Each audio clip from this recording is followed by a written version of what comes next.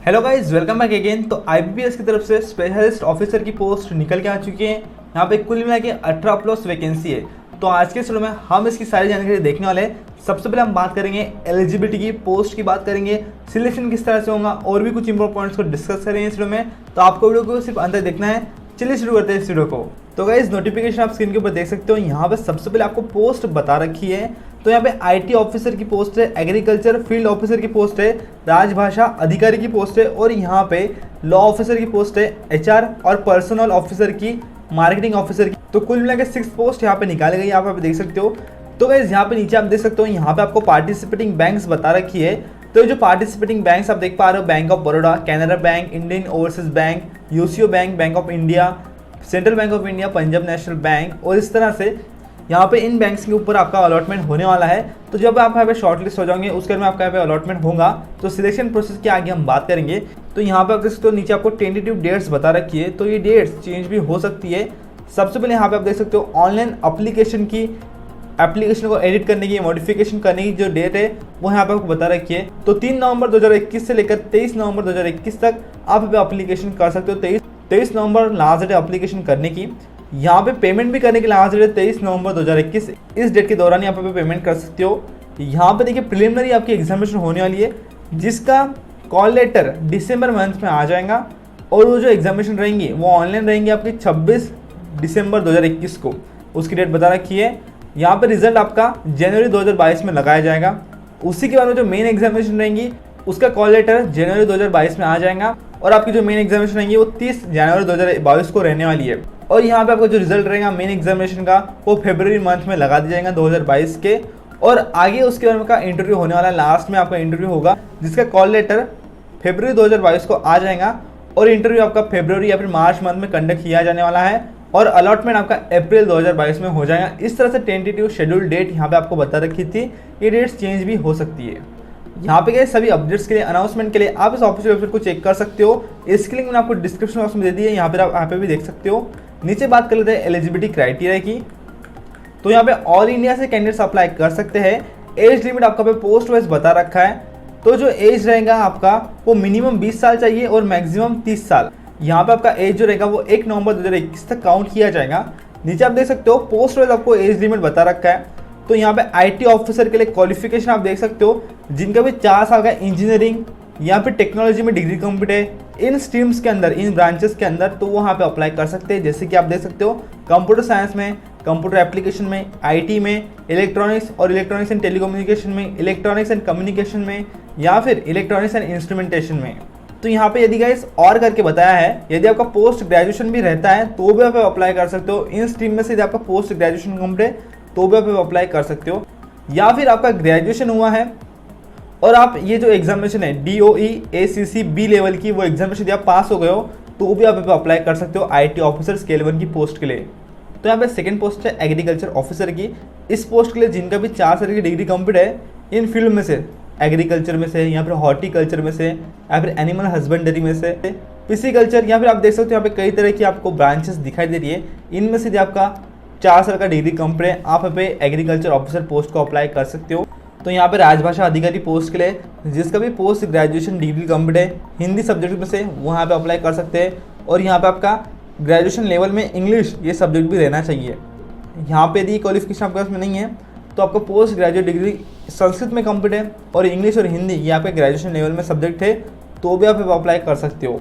और यहाँ पे लॉ ऑफिसर की पोस्ट है। इस पोस्ट को वो कैंडिडेट्स अप्लाई कर सकते हैं जिसका भी लॉ की डिग्री कंप्लीट है LLB की और जिन्होंने एनरोल किया है खुद को as an advocate with bar council. तो ये क्वालिफिकेशन आप देख सकते हो। तो गाइस, जो 5th पोस्ट है HR और पर्सनल ऑफिसर की, इस पोस्ट के लिए जिनका भी ग्रेजुएशन कंप्लीट है और आपका 2 साल का full time post graduate degree complete है, आप अप्लाई कर सकते हो।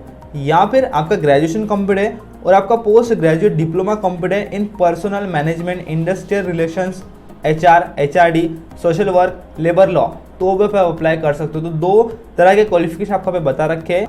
तो यहाँ पे लास्ट पोस्ट है मार्केटिंग ऑफिसर की। इस पोस्ट के लिए जिनका भी ग्रेजुएशन कंप्लीट है और यदि आपका 2 साल का full time MMS in marketing complete है या फिर आपका 2 साल का फुल टाइम MBA कंप्लीट है मार्केटिंग में, तो भी आप अप्लाई कर सकते हो। या फिर आपका 2 साल का फुल टाइम PGDBA या फिर PGDBM या फिर पीजी पीएम या फिर PG DM with specialisation in marketing, तो भी आप अप्लाई कर सकते हो। तो ये क्वालिफिकेशन आप यहाँ पे देख सकते हो। तो ये तो क्वालिफिकेशन मैंने आपको बता दिया। यहाँ पे कंडीशन आपको बता रखी है, यदि आपका ड्यूअल स्पेशलाइजेशन हुआ है तो उसमें से किसी एक फील्ड के स्पेशलाइजेशन को यहाँ पे प्रिस्क्राइब किया जाएगा। यहाँ पे यदि आपका मेजर और माइनर स्पेशलाइजेशन हुआ है तो मेजर स्पेशलाइजेशन को यहाँ पे प्रिस्क्राइब किया जाएगा।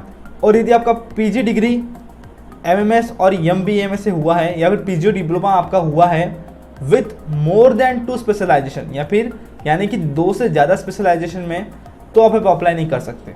तो इस तरह से आपको यहाँ पे देखिए 2 से ज़्यादा स्पेशलाइजेशन रहते हैं आपके पास में पीजी डिग्री एमएमएस और एमबीए में या फिर पीजी डिप्लोमा में, तो आप अप्लाई नहीं कर सकते। तो गाइस यहाँ पे देख सकते हो आपको बोला गया है कि कंप्यूटर का नॉलेज आपको रहना चाहिए। तो वो किस तरह से आप देखा जाएगा, तो यहाँ पे जो आईटी ऑफिसर की पोस्ट है इन्हें वो मांगेंगे नहीं कंप्यूटर नॉलेज, लेकिन जो अदर पोस्ट है इन्हें कंप्यूटर नॉलेज मांगने वाले हैं। तो वो किस तरह से आप उन्हें बताओगे, तो यदि आपके पास में कोई सर्टिफिकेट रहता है कंप्यूटर ऑपरेशन के ऊपर, लैंग्वेजेस के ऊपर आपने सीखा होगा, तो या फिर आपके पास डिप्लोमा है या फिर डिग्री है आपके पास में, तो आप इन्हें दिखा सकते हो। यहाँ पर आपने कंप्यूटर को स्टडी किया होगा, इंफॉर्मेशन टेक्नोलॉजी सब्जेक्ट को स्टडी किया होगा हाई स्कूल में, कॉलेज में, यहाँ पर इंस्टीट्यूट में, तो भी आप इन्हें दिखा सकते हो। तो ये ज़रूरी है कंप्यूटर का नॉलेज। तो नीचे आप देख सकते हो यहाँ पे आपका जो क्वालिफिकेशन रहेगा वो 23 नवंबर 2021 तक काउंट किया जाएगा, यानी कि इसके बाद में यदि आपको कोई रिजल्ट आता है तो वो यहाँ पे देखा नहीं जाएगा, आप पे अप्लाई नहीं कर सकते। पहले ही मैं आपको अभी बता देता हूँ, यहाँ पे आपके जो मार्क्स रहेंगे यदि आपको 59.99% रहते हैं तो वो 60% यहाँ पे देखे जाएंगे, 54.99 रहते हैं तो वो यहाँ पे 54% एज एन ट्रीट किए जाने वाले हैं। और यहाँ पे आप किसी एक पोस्ट को ही अप्लाई कर सकते हो, मल्टीपल एप्लीकेशन आप करोगे तो आपका एप्लीकेशन यहाँ पे रिजेक्ट कर दिया जाएगा। इस बात को आपको क्लियरली बता रखा है। यहाँ पे रिलैक्सेशन देख सकते हो आप कैटेगरी वाइज, तो SC/ST कैटेगरी को 5 साल का, OBC कैटेगरी को 3 साल का, PWD कैटेगरी को 10 साल का, उसी तरह एक्स सर्विसमैन के लिए और पर्सन अफेक्टेड बाय 1984 रिवॉर्ड्स आपके लिए यहाँ पे अपर एज रिलैक्सेशन दिया गया है। और आप यदि यहाँ पे रिलैक्सेशन लेते हैं तो आपको आपके कास्ट के सर्टिफिकेट्स भी यहाँ पे दिखाना पड़ेगा वेरिफिकेशन के वक्त, इंटरव्यू के वक्त। यहाँ पे यदि आप PWD कैटेगरी से बिलोंग करते हैं तो आपको इसका सारा एलिजिबिलिटी क्राइटेरिया यहाँ पे दे रखा है। मैंने आपको यहाँ पे पहले क्वालिफिकेशन बता दिया, और जो PWD कैटेगरी के लिए एलिजिबिलिटी क्राइटेरिया है वो यहाँ पे आप देख सकते हो यदि आप PWD कैटेगरी से बिलोंग करते हो तो। उसी तरह इकोनॉमिकली वीकर सेक्शन के लिए भी क्राइटेरिया यहाँ पे दिया गया है, तो आप भी जरूर से देख लीजिएगा। अभी बात कर लेते हैं सिलेक्शन प्रोसेस की। तो सिलेक्शन प्रोसेस में सबसे पहले आपका यहाँ पे प्रिलिमिनरी एग्जामिनेशन होगा जो कि ऑनलाइन होता है ऑब्जेक्टिव टाइप, और यहाँ पे उसके अंदर आपका मेन एग्जामिनेशन होता है, और फाइनली आपका इंटरव्यू यहाँ पे होता है, और फाइनली उसी के बाद में आपका सिलेक्शन हो जाता है। तो यहाँ पे सबसे पहले आपका प्रिलिमिनरी एग्जामिनेशन होगा जिसका क्राइटेरिया यहाँ पे बता रखा है पोस्ट वाइज। तो लॉ ऑफिसर एंड राजभाषा अधिकारी पोस्ट के लिए आप देख सकते हो English language, reasoning, general awareness with special reference to banking industry. इस 3 सब्जेक्ट्स के ऊपर आपको क्वेश्चंस पूछे जाएंगे। 150 क्वेश्चंस रहेंगे, 125 मार्क्स रहेंगे आपके एग्जामिनेशन के।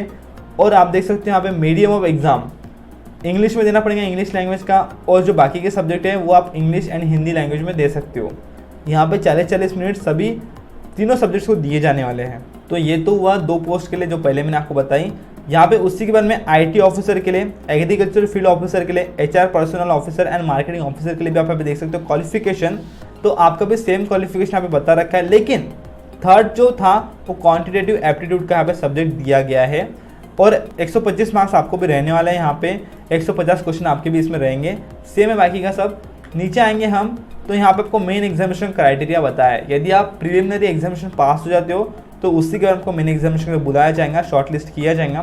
तो यहाँ पे सभी पोस्ट के लिए आप देख सकते हो, और यहाँ पे नीचे देखिए राजभाषा अधिकारी के लिए दिया गया है। तो यहाँ पे राजभाषा अधिकारी पोस्ट को छोड़ते हुए बाकी पोस्ट के लिए मेन एग्जामिनेशन का क्राइटेरिया दिया है।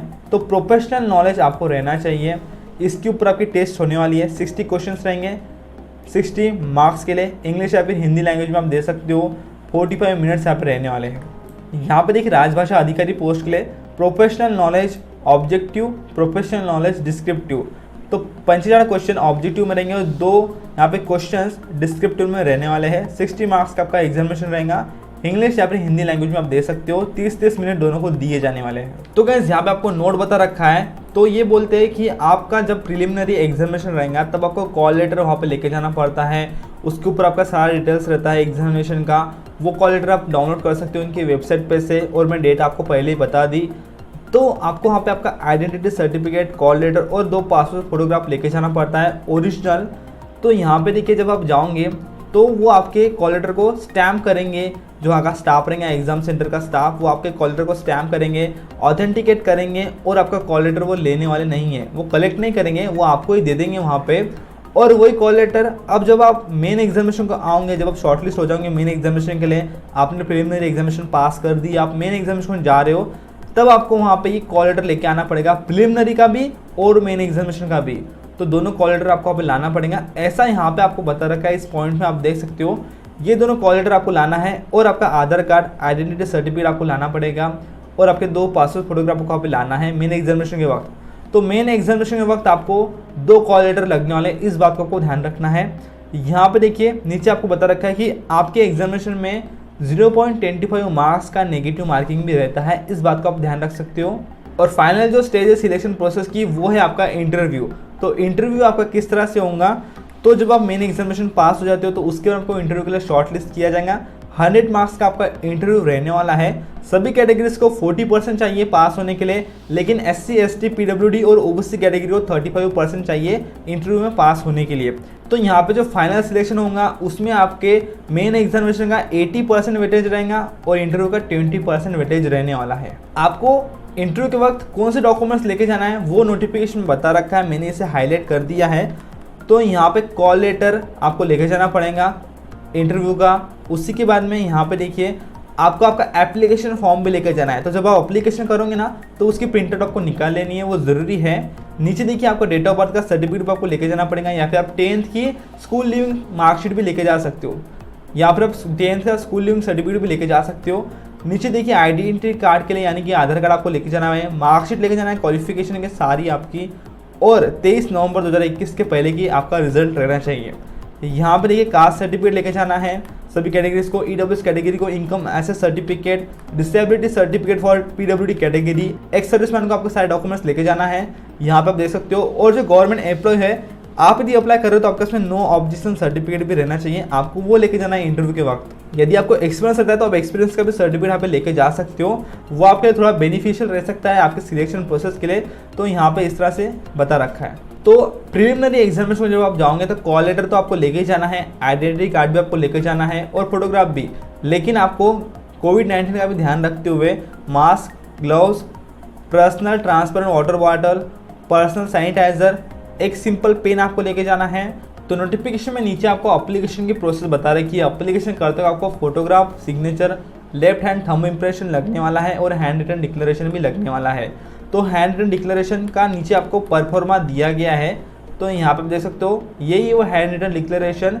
इसे आपको क्या करना है, एक वाइट पेपर पे ब्लैक पेन से आप लिख सकते हो और यहाँ पे आपको आपका नाम लिखना पड़ेगा और फिर इसका फोटो निकाल के स्कैन करके आपको ऑनलाइन एप्लीकेशन करते हुए अपलोड करना है। यहाँ पे आपका सिग्नेचर और ये जो आपने लिखा है अभी डिक्लेरेशन, ये कैपिटल लेटर में रहना नहीं चाहिए, इस बात का आपको ध्यान रखना है, नहीं तो वो लिया नहीं जाएगा। तो गाइस आपको यहाँ पे एप्लीकेशन फी बता रखी है। तो यहाँ पे SC, ST, PWD कैटेगरी को 175 रुपये फी है और अदर कैटेगरीज को 850 रुपये फी यहाँ पे लगने वाली है। तो गाइस आपको बताने का रह गया कि आपका जो डेट ऑफ बर्थ रहता है वो इस कालावधि के बीच में रहना चाहिए, या फिर इन डेट्स को भी रहता है तो भी आप अप्लाई कर सकते हो। तो एज लिमिट जब आप चेक करोगे तो ये जरूर से चेक कर लीजिएगा आपका date of birth in duration के बीच में आता है क्या, ये जरूर से आपको चेक कर लेना है। तो गाइस एनेक्सर 1 में आपको टोटल पोस्ट वाइज वैकेंसीज दे रखी है। तो यहाँ पे देखिए IT ऑफिसर के लिए 220 पोस्ट है इन बैंक्स के अंदर, आप यहाँ पे देख सकते हो। उसी के बाद में एग्रीकल्चर फील्ड ऑफिसर के लिए भी कुल मिला के 884 वैकेंसी है और यहाँ पे राजभाषा अधिकारी के लिए टोटल 84 वैकेंसी है इन बैंक्स के अंदर। लॉ ऑफिसर के लिए आप देख सकते हो और इस तरह से सभी पोस्ट के लिए आपको वैकेंसी दिखाई देंगी। नीचे आपको एग्जामिनेशन सेंटर्स भी दे रखे हैं, ये एप्लीकेशन करते हो आपको सिलेक्ट करना पड़ेगा। तो नीचे आप देख सकते हो यहाँ पे आपको डॉक्यूमेंट्स का डायमेंशन दिया गया है, तो ये एप्लीकेशन करते हो आपके लिए यूजफुल रहेगा। तो फोटोग्राफ का साइज आपको बता रखा है 20 KB से 50 KB के बीच में, 200 से 230 पिक्सल। यहाँ पे signature, left thumb impression, handwritten declaration का भी साइज देख सकते हो आप, मैंने हाईलाइट करके रखा हुआ है। नोटिफिकेशन आपको टेलीग्राम चैनल में प्रोवाइड कर दूंगा। तो यहाँ पे आपके हेल्थ चेकअप के लिए आपको इस डिक्लेरेशन के ऊपर चेक बॉक्स के ऊपर चेक कर देना है, आपका रोल नंबर, नाम आपको लिखना पड़ेगा, सिग्नेचर करना होगा। नीचे देखिए शेड्यूल कास्ट और शेड्यूल ट्राइब के लिए कास्ट सर्टिफिकेट का फॉर्मेट दिया गया है, तो यहाँ पे इसे फिलअप कर सकते हैं यदि आपके उसमें नहीं है तो। उसी के बाद में यहाँ पे OBC कैटेगरी के लिए भी परफॉर्मा दिया गया है तो वो भी इन्हें फिलअप कर सकते हैं यदि आपके पास में नहीं है तो। इनकम एसेस सर्टिफिकेट दिया गया है फॉर ईडब्ल्यूएस कैटेगरी। नीचे आएंगे हम तो यहाँ पे डिसेबिलिटी कैंडिडेट्स के लिए फॉर्म 1, फॉर्म 2 और फॉर्म 3 दिया गया है नोटिफिकेशन के अंदर, तो वो भी पीडब्ल्यूडी कैटेगरी को एक बार ध्यान से देख लेना। नोटिफिकेशन के अंदर ही आपको सारे फॉर्म्स दिए गए, उनके परफॉर्मा आपको दिए गए हैं। तो गाइस वीडियो थोड़ा लंबा होगा लेकिन आपको सारी जानकारी बताना जरूरी था क्योंकि उससे केवल आप निश्चिंत होकर यहाँ पे अप्लाई कर सकते हो। यदि वीडियो आपको अच्छा लगा वीडियो को लाइक करिए, आपके सारे दोस्तों को शेयर करिए और इसी तरह की वीडियोस के लिए चैनल सब्सक्राइब कर दीजिए।